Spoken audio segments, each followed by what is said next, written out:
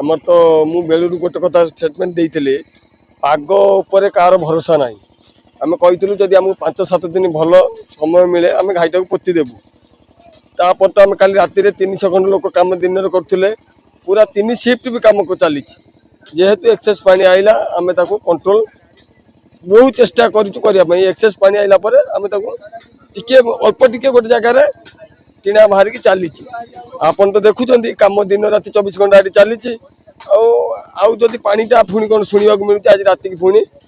38-40 हम पानी बोलिकी काम तो बहुत स्पीड आप तो निजे देखुं बर्तमान 200-300 लोक अच्छा कम कर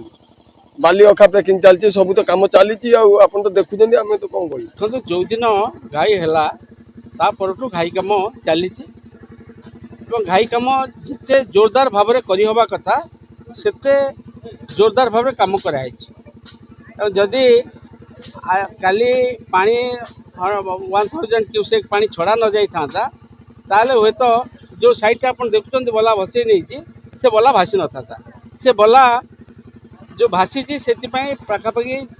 2 पंचायत किसी वार्ड क्षतिग्रस्त हम से आम समस्ते सजग अच्छु आउ अधिक जदि पानी बढ़े आप देखुए ये माने दुई भाग विभक्त होती नदीबंध जोटा गोटे साइड गंडकोल साइडटा एक प्रकार किसी असुविधा हेनी यहाँ प्रायतः पोता हो आशा करपटटा जोटा आमर पटना साइड रे असुविधाटा कौन कि से बला किसी बला अच्छी बस्ता किसी बाहर जाटा गोछारी पानी नौ जाओ माने कम जो स्पीड रे चली आम समस्त से खुशी हो बर्तमान आपणकर Tarpada panchayat 1 number 2 number ward already पानी हो गला आमर सेपटे दलित साई मुझे दलित साई की आंठी लेखाएं पानी हो गला 21-22 घर पूरा विच्छिन्न हो गला मेन रास्तार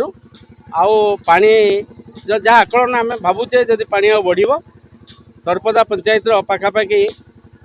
9-10 खंड वार्ड एवं कस्पार 2-3 वार्ड ये भयंकर क्षतिग्रस्त हम এই ভিডিওটি आपको केमिति लागिला कमेंट करि जणांतु। धरित्री लाइव रो यूट्यूब एवं फेसबुक चैनल को सब्सक्राइब करंतु। अधिक खबर पाई लॉगिन करंतु www.dharitri.com।